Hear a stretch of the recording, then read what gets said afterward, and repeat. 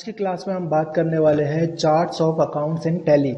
तो charts of accounts in Tally का मतलब होता है यहाँ पर एक चार्ट तैयार किया जाता है। चार्ट कैसे तैयार किया जाता है वो मैं आपको बता देता हूँ।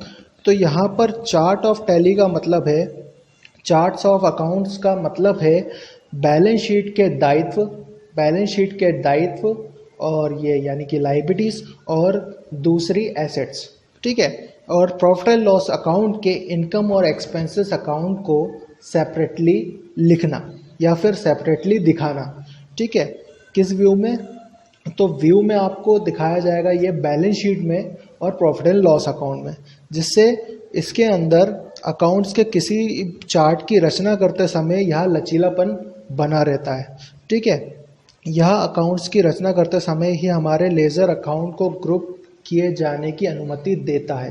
यानी कहने का मतलब ये है कि charts of account in tally के अकॉर्डिंग यदि आप बैलेंस शीट और लायबिलिटीज और एसेट्स आपको पता है और इनकम और एक्सपेंसेस अकाउंट पता है, तो जब हम कोई लेजर बनाते हैं तो उसका कोई ना कोई ग्रुप पहले से निश्चित होता है। यदि हम ग्रुप को सिलेक्ट करते हैं तो ही हमें लेजर बनाने की अनुमति दी जाती है, अन्यथा नहीं दी जाती है। तो हमारी रिपोर्ट्स और स्टेटमेंट हर समय वांछित वर्गीकरण को प्रतिबिंबित करते रहते हैं। कहने का मतलब यह है कि यदि आप लेज़र का सही ग्रुप का इस्तेमाल किया जाए और ट्रांजैक्शन सही तरीके से किया जाए तो वो सही जगह पर प्रतिबिंबित होगा, यानी दिखाई देगा। तो मैं आपको बता देता हूँ कि लेज़र में सबसे पहले हम ग्रुप्स बनाते कहाँ हैं और लेज़र कहाँ से बनाते हैं और हमें ये लिस्ट ऑफ ग्रुप मिलेगा कहाँ से।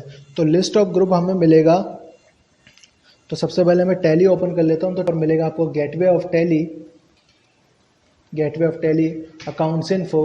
तो यहाँ पे आपको ग्रुप्स के ऑप्शन मिल जाएंगे। तो यहाँ पे आप देख सकते हैं कि कितने ग्रुप्स बने हुए हैं। तो मैं डिस्प्ले में आपको दिखा देता हूँ।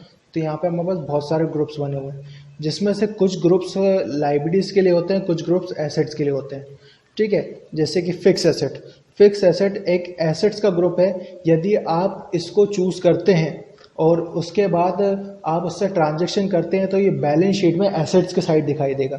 जबकि जो एक्सपेंसेस अकाउंट है और इनडायरेक्ट या डायरेक्ट एक्सपेंसेस होते हैं, ये प्रॉफिट एंड लॉस अकाउंट के एक्सपेंसेस के साइड दिखाई देते हैं। यानी सेपरेटली हमें ये दिखाई देता है। कहाँ दिखाई देगा तो वो भी मैं आपको बता देता हूँ। तो ये दिखाई देगा आपको बैलेंस शीट में। एक साइड होता है लायबिलिटीज साइड, ये लायबिलिटी साइड, और दूसरा साइड होता है एसेट साइड। यदि आप प्रॉफिट एंड लॉस की बात करें तो प्रॉफिट एंड लॉस में भी दो साइड होते हैं। एक साइड होता है डेबिट साइड और एक साइड होता है क्रेडिट साइड। तो जो एक्सपेंसेस अकाउंट आपको दिखाई देते हैं वो डेबिट साइड में दिखाई देते हैं, और जबकि जो इनकम अकाउंट्स होते हैं वो क्रेडिट साइड में दिखाई देते हैं। तो इनके द्वारा एक चार्ट बनाया जाता है जिससे हम सही लेज़र के लिए सही ग्रुप का चूज़ कर सकते हैं, ग्रुप को चूज़ कर सकते हैं कि किस तरीके के हमें ग्रुप चाहिए, ठीक है। तो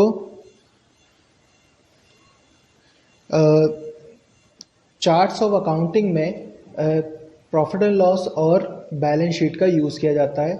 इसी तरीके से हम दूसरे ग्रुप्स भी बना सकते हैं। जैसे मैं आपको बना के दे देता हूँ। फॉर एग्जांपल, पहले मैं आपको एक ग्रुप बना के दिखाता हूँ लायबिलिटीज़ का। तो मैं लायबिलिटीज़ का एक ग्रुप बना रहा हूँ। तो लायबिलिटीज़ का मतलब होता है दायित्व। यदि हम किसी से उधार माल खरीदेंगे तो हमारे पर लायबिलिटी आएगी कि हम उसका पैसा चुकाएं। तो मैं यहाँ पर बना देता हूँ एक रवि ट्रेडर्स नाम की कंपनी, जिससे हम उधार माल खरीदेंगे, ठीक है। और मैं यहाँ पर CR लिख रहा हूँ क्योंकि ये क्रेडिटर होते हैं, यानी लेनदार। तो यहाँ पर मैं ले लूँगा इसका ग्रुप सैलरी क्रेडिटर, ठीक है। और मैं फ़िलहाल कोई भी ऑप्शन यस नहीं कर रहा हूँ, यहाँ पे इसको बंद कर दिया, ठीक है। तो ये तो लायबिलिटीज़ का एक ग्रुप बन गया। अब मैं आपको एक एसेट्स का ग्रुप बना के दिखा देता हूँ। तो एसेट्स का लेज़र बनाने के लिए हम क्या क्या चूज़ कर सकते हैं। तो जैसे मैंने यहाँ पे परचेस कर लिया, एक शॉप परचेस कर ली। तो मैंने यहाँ लिखा शॉप परचेस, ठीक है। तो शॉप परचेस करेंगे तो ये जाएगा फिक्स एसेट में, क्योंकि ये एक स्थायी संपत्ति होती है, ये सालों साल तक रहने वाली संपत्ति होती है। इसे एक ही बार खरीदा जाता है, इसलिए स्थायी संपत्ति कहलाती है, यानी फिक्स एसेट्स। और यहाँ पे कर लिया एक्सेप्ट। तो ये एक एसेट्स का एग्जांपल हो गया। अब मैं आपको दिखा दे रहा हूँ कि हमारे पास हमने कोई एक्सपेंसेस किया, यानी रेंट पे किया। तो यहाँ मैं एक रेंट पेबल की एंट्री बना ले रहा हूँ।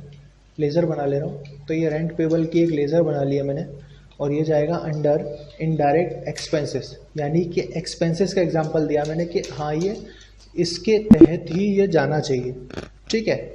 उसके बाद यहाँ पर आपको मिलेगा, मैं ले लेता हूँ इंटरेस्ट रिसीव,